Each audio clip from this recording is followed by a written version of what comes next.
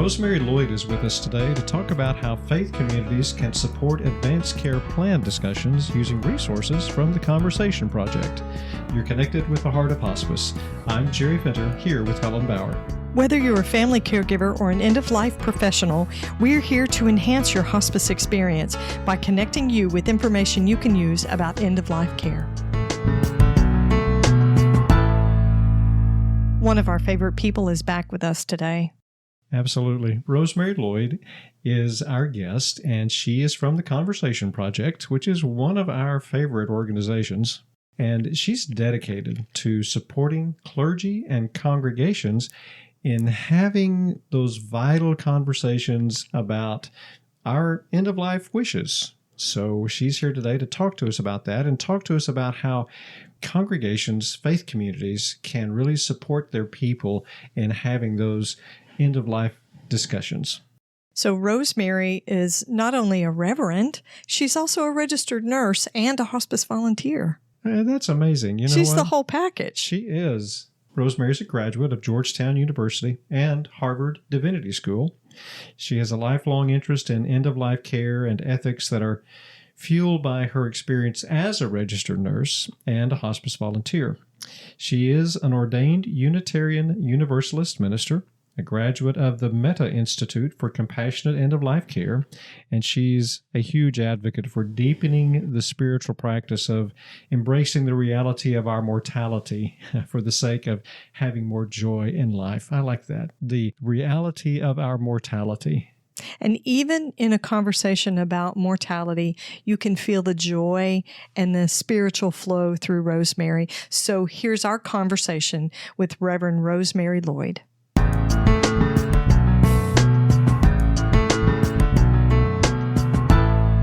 Rosemary, we are so happy to have you back on the Heart of Hospice. Thank you for joining us today to talk about advanced care planning.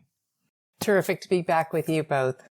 Okay, so we're going to jump in. Our topic with you, Rosemary, is to talk about the resources and the utilization of advanced care planning with faith communities. So why is it so valuable for communities of faith to even talk about end-of-life discussions and advanced care planning? It doesn't really seem like their niche. Well, I'd have to disagree with you there, Helen. I think it's the perfect place to be having the kinds of value-centered conversations about what matters most to people in life and in death. So I think getting into a faith community, getting clergy leaders, getting lay leaders to talk about this is fantastic. Why? I mean, we're already in one place. We're already a group of people who have some shared values that we can talk to one another across those values. We're storytelling communities. And what's more important in this work than telling our story, right? So, and we have inspirational people to listen to, not only the great teachers of the different faiths, but people that we're getting together with on a weekly basis, people who have lived through challenges and celebrations and been inspiring, learned how to say, I love you and I forgive you. So I think congregations are a great place to be having these conversations. You know, as a spiritual leader myself, we are often the ones who are called upon at the end of life. We're there to support and provide the kind of care and help that they need. So I think it is a good fit, perhaps, for communities of faith to talk about these kinds of things and to do it ahead of time. Because, again, we know how important it is to have these decisions made ahead of time. So tell us about some of the resources that the Conversation Project has that can offer help to faith leaders in encouraging their own communities of faith to prepare in advance. Well, the Conversation Project has a number of free resources available that you can download from our website at any time. And there's specifically a guide for helping faith communities plan and implement different levels of advanced care planning conversations. So whether it's training lay leaders to be pastoral care teams, or whether it's encouraging a clergy leader, a faith leader, to offer a sermon or a class. All that information is there about how you do it, including some of our community resources even have some downloadable things you can put up on your website or print out and put on a bulletin board. So I call it no reinventing the wheel. You don't have to do this alone. We've got a lot of resources for you, including for those faith leaders out there who need a little Saturday or Friday night help, some sample sermons that people have let us post up on our website so you can get some ideas and some texts from. I would never resemble that. I mean, yes, I might. There have definitely been some Saturday night scrambling to get prepared for Sunday morning. So, and actually some of these sermons are up there with permission, as long as you acknowledge that person who wrote them. If you just happen to need a weekend off, you are welcome to deliver that particular sermon. So are there resources that are handouts, things that they can actually hand out to their parishioners so that they can say, okay, here's a sample of something that you should prepare. Answer these questions, fill in these blanks. Is there something like that available on the Conversation Project website? Well, I would encourage people to take a look at our free Conversation Starter Guide. It's good for anyone in any setting, whether it's a community setting, a home setting, or a congregational setting. Before I actually worked with the Conversation Project, I remember downloading the starter guide and just walking people through it together. We sat down, I printed out a bunch of them, handed them out and said, let's take question 1 and let's ask this together. What matters most to you when you think about the end of your life? Or if you were to get a diagnosis, what would you want to know or not know? Who would you want to be on your team? So it's things like that just the Conversation Starter Guide helps guide you through some preliminary conversations, some preliminary questions, so you can kind of warm up to talking to the people who matter most to you about what matters most to you. Absolutely. So there are posters that they could print out that are available. Mm-hmm. Mm-hmm. There are sermons that they could use. There's the starter guide that they could also use. So those are some really good resources that communities of faith can take part in and really make available to their parishioners to help them with that. So that's good to know. What other ways can churches, communities of faith, really engage their people in advanced care planning? Do you encourage them to have like a gathering of people for that very purpose? So a couple of congregations are used as model examples. Bethel AME Church in Boston, the faith leaders there, the clergy there, preach every year on this topic and say, it's really important that we have these conversations with our family members. Your next cohort of planning, you're doing your advanced planning conversation will start, and then they give a date. And then people come together in small pods of 10, and there's a lay leader who takes people through the Conversation Starter Guide and then challenges people to go home and have that conversation with at least one person. And then they have another gathering and they come back again and say, how did it go? And people tell their stories, how it was a problem, how it went great, how it was inspiring, how it was like everyone cried. Then there's another meeting, which is once you've had that conversation and then you've taken your advanced care planning materials, the state appropriate ones, to your doctor and told your doctor, here are my advanced care planning documents. I want you to know this about me. They come back together and they actually have a dinner and celebrate. And they have a celebration, kind of like an altar call. If you've had this conversation, if you've done your advanced care planning, come forward and we want to celebrate you and you can inspire us all to do this. And I tell you, it started with that clergy leader being committed. And I think that's important for congregations, for faith groups to consider. Buy-in from your lead clergy, because it's great when a lay person comes forward and says, I have this great idea. They need buy-in from their lead people. The pastor doesn't have to do it all. The rabbi doesn't have to do it all, but they need to say, I'm there. I support this. I endorse this work.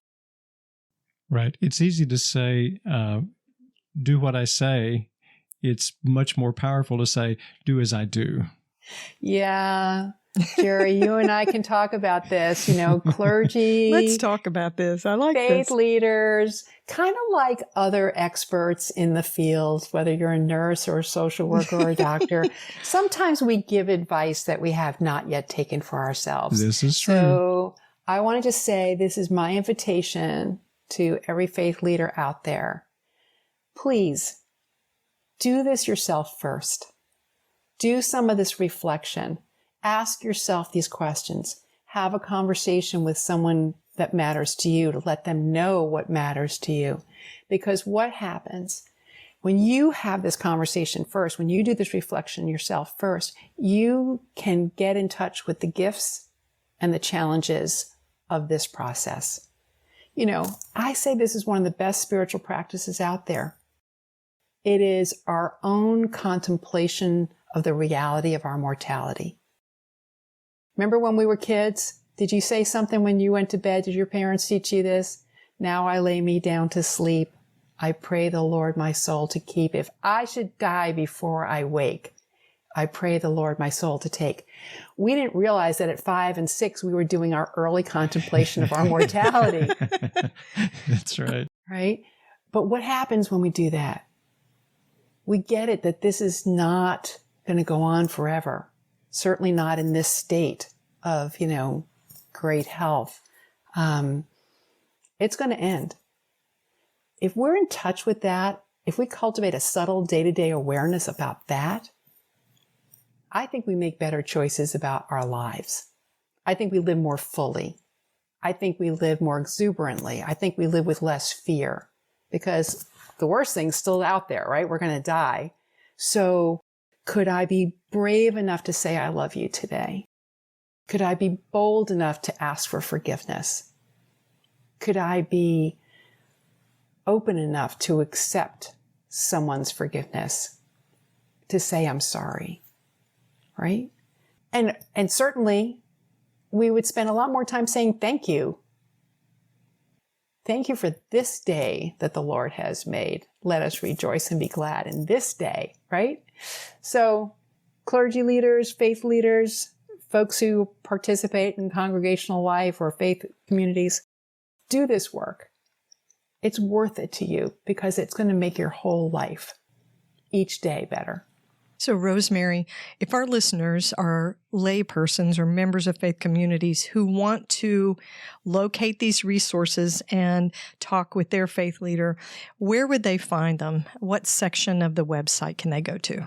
So right on the homepage, it's a new homepage that's been redesigned, but over on the right-hand side, there are a list of horizontal boxes, and it says resources for communities, resources for healthcare providers, resources for faith communities. And you click on that and you will get a whole page.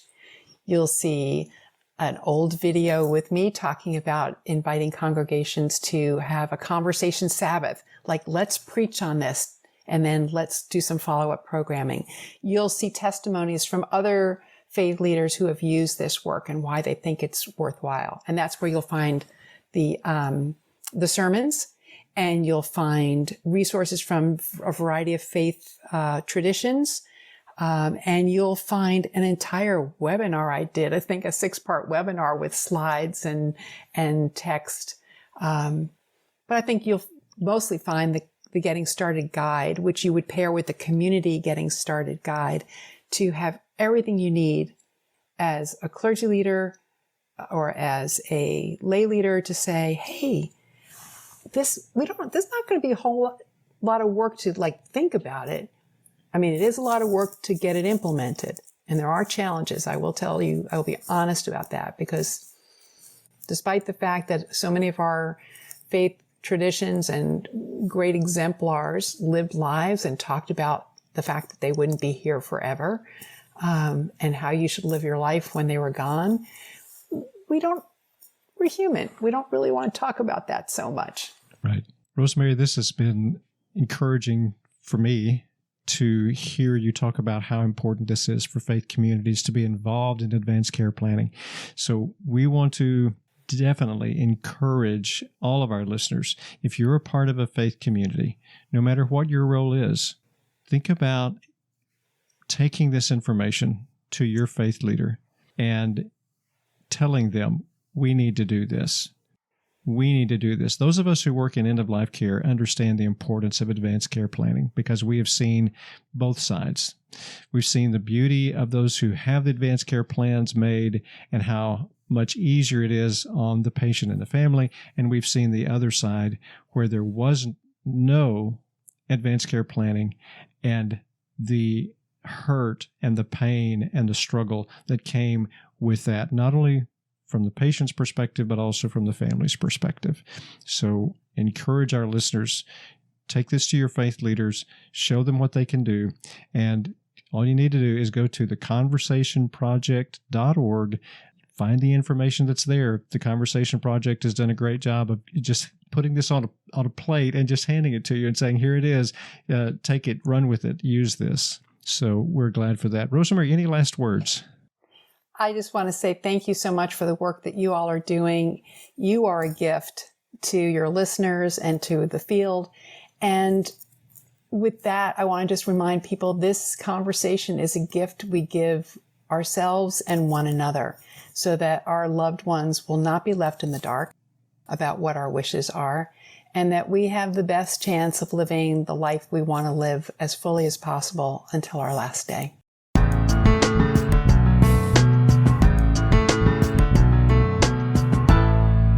It's interesting. I was very struck by the little child's prayer.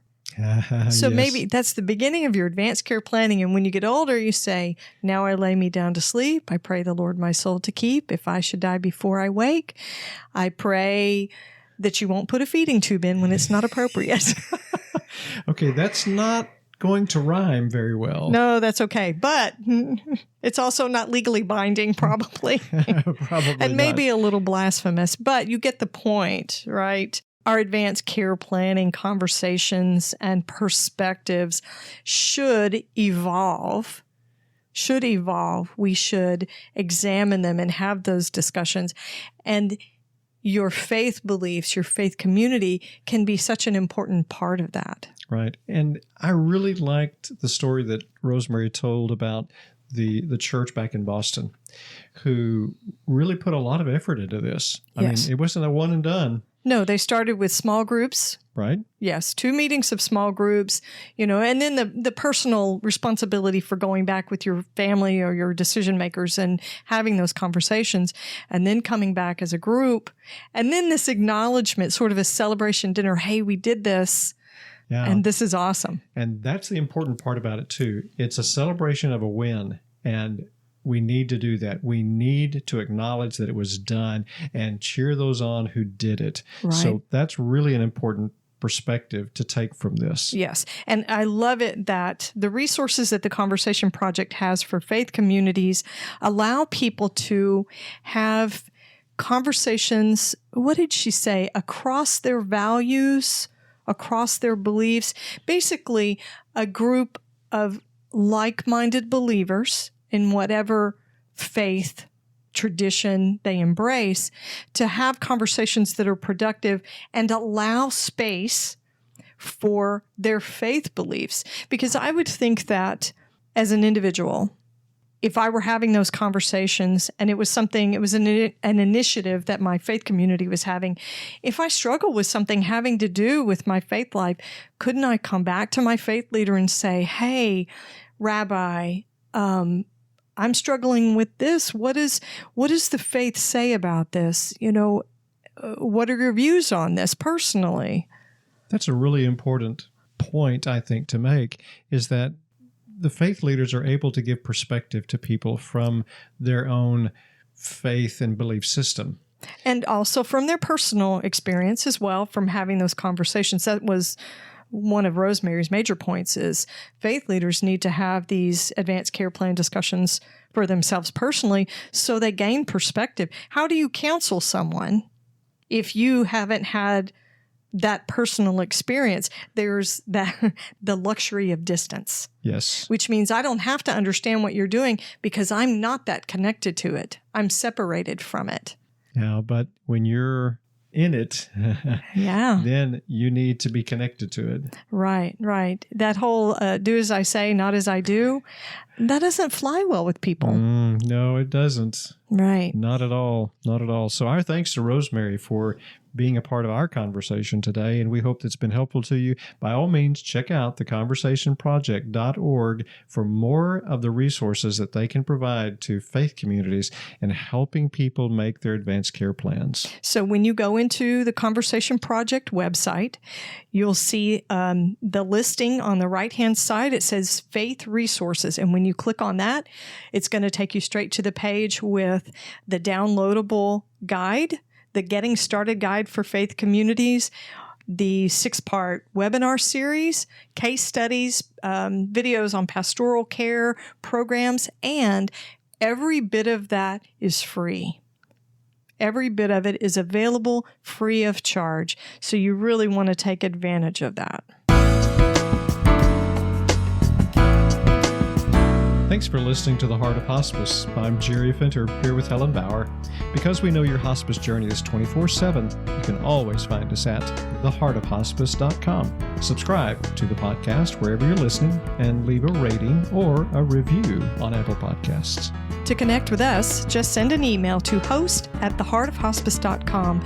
You can also find us on social media. And remember, no matter who you are or where you are in your hospice journey, you are the heart of hospice.